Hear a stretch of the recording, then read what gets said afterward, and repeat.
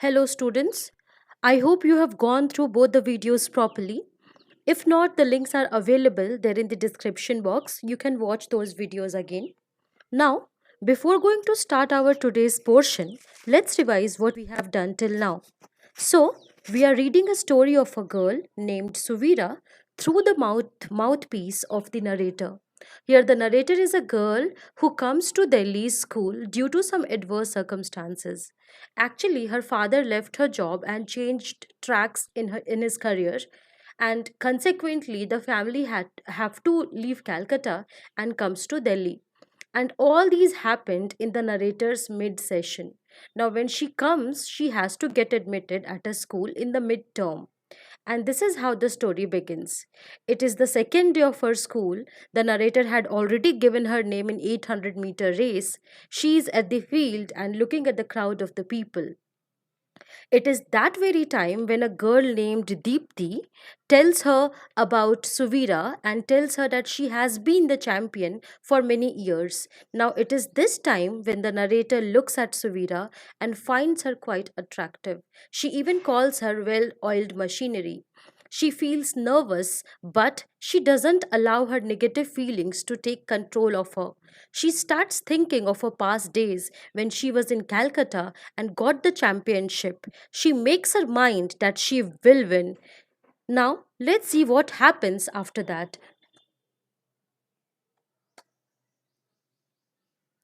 Starting with page number 44, third paragraph.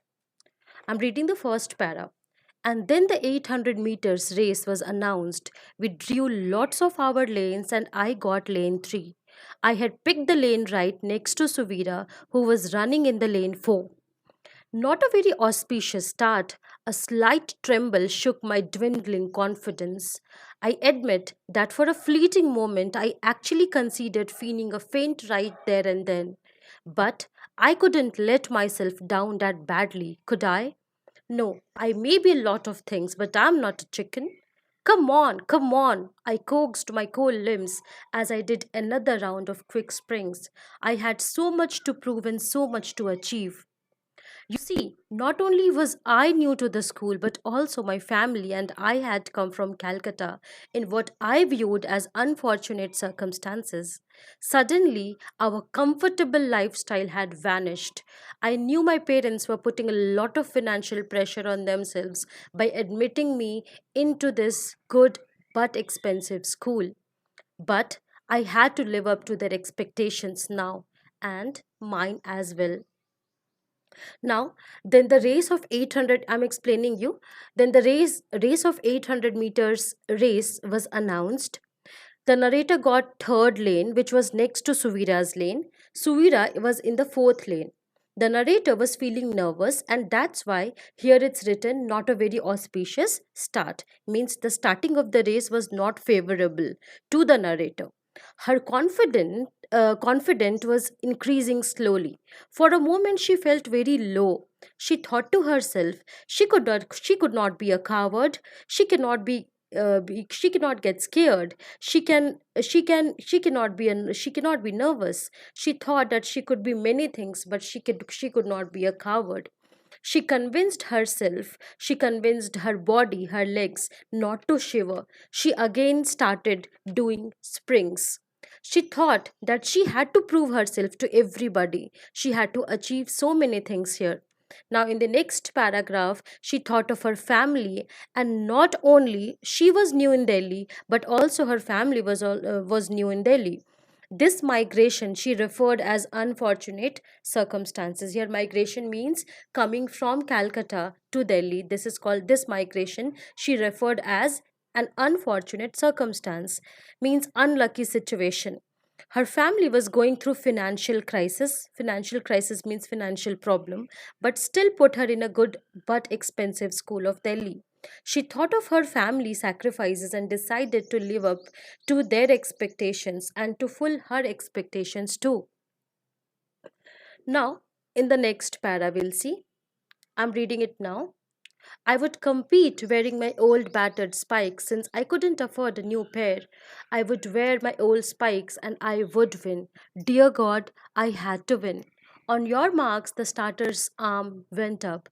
The whole school ground went deathly quiet. I crouched down behind the starting line. I tried not to look over to my right, but my eye caught the dark arm that had tensed, ready for action.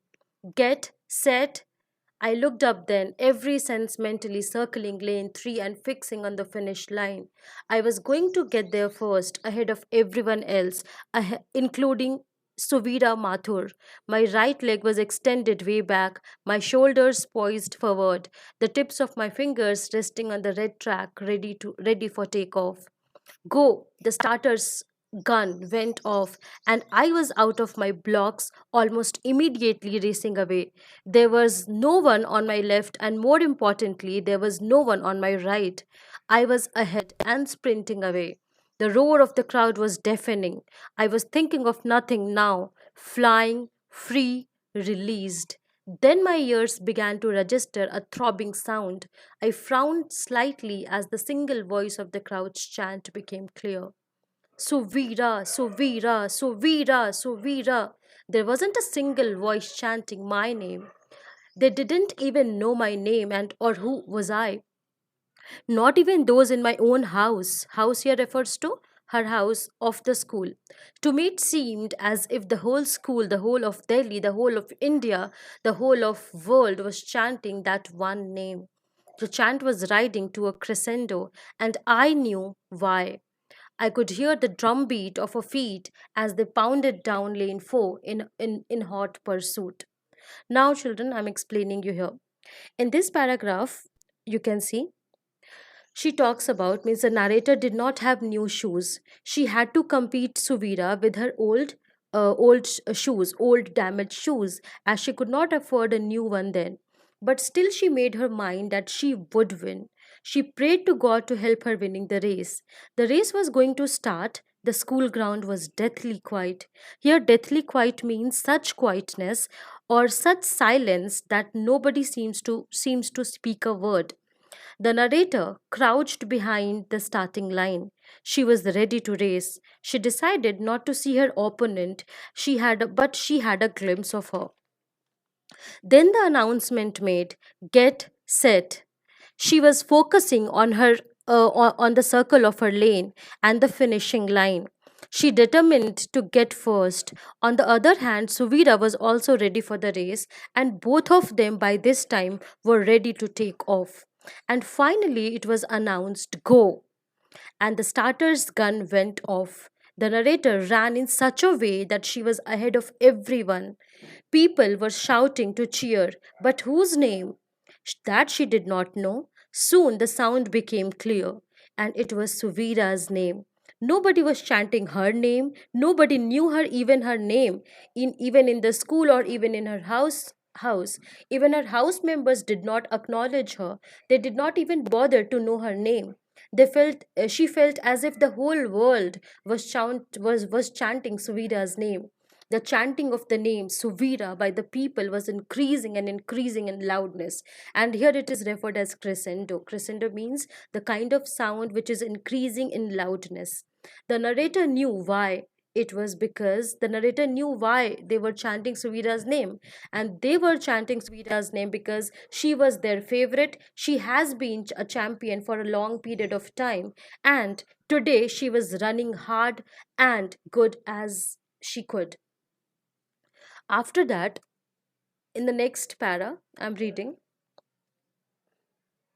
I knew she was closing it on me. I knew I had got away too early at the start. I hadn't paced myself correctly. We were approaching the 400-meter mark. The crowd went crazy as Suvira closed the gap between us. We were running shoulder to shoulder, and each was eyeing the other to see who made the first move. Slow down, I told myself. I started slowing down very imperceptibly. It's an old trick in racing, you know. You cut back on pace, and your opponent too takes the pressure off herself. She did. It worked a bit. But with a wildly enthusiastic crowd egging on her, and just 300 meters to go, she began pulling away. She was in front now, and I had lost the lead, and that I had maintained for the first half. I hung on though, hanging on her tail like a worrying dog. I would just lay back a bit, catch my breath, refuel myself, and give it my best shot. Here, the narrator felt that her starting of the race was not good. She ran very fast in the beginning of the race. She should have taken the pace at the right time. Then that moment came when Suvira came running just beside her. Both of them were looking at each other to see who would make the first move. She told to herself to slow down. She convinced herself to slow down. There is an old trick in racing to slow down so that the opponent will also relax a bit. So she slowed down. Suvira was ahead of her, and this way the narrator lost the lead, which she had maintained in the first half of the race. Now, in the last para, she compared herself to a worrying dog who was running after the tail of Suvira. But she decided to give her best shot now. Now, the next para. Reading the first paragraph, my gaze traveled down her legs as they pumped their way towards the finish line.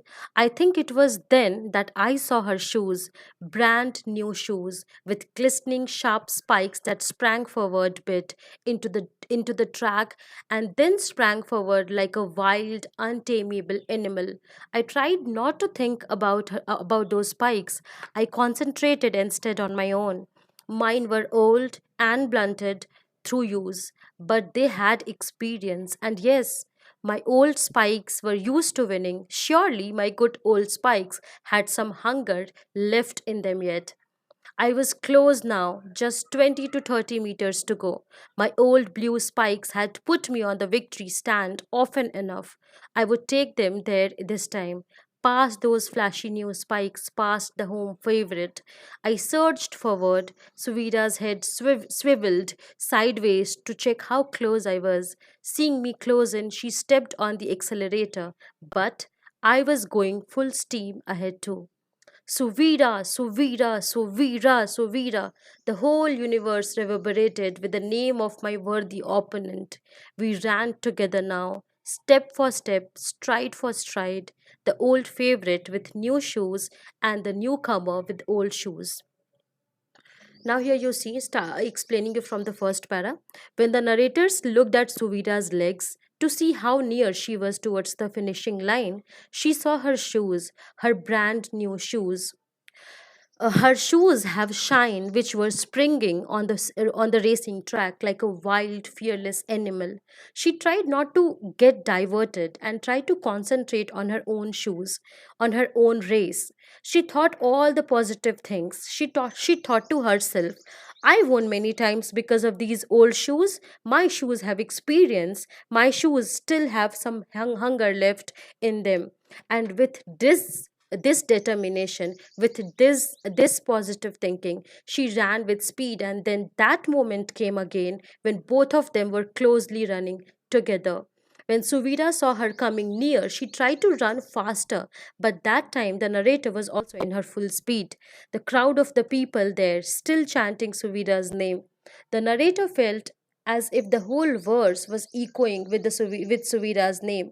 But after hearing that, the narrator did not get diverted. She did not get disappointed. She kept on running. She kept on giving her efforts. Now both of them were running together, step for step, stride for stride. Here in the last line, the old favorite is addressed to Suvira. Here you mark, students. The old favorite is addressed to Suvira, and the newcomer addressed to the narrator. Then, the next para I'm reading now. This is the last part. The tape was within arm's reach now. I charged towards it. She charged towards it. I could feel the lungs bursting with the effort. I could hear her gasping too, hear her through the roaring pain of effort in my ears. I dug my head and breasted the tape. She dug her head and breasted the tape.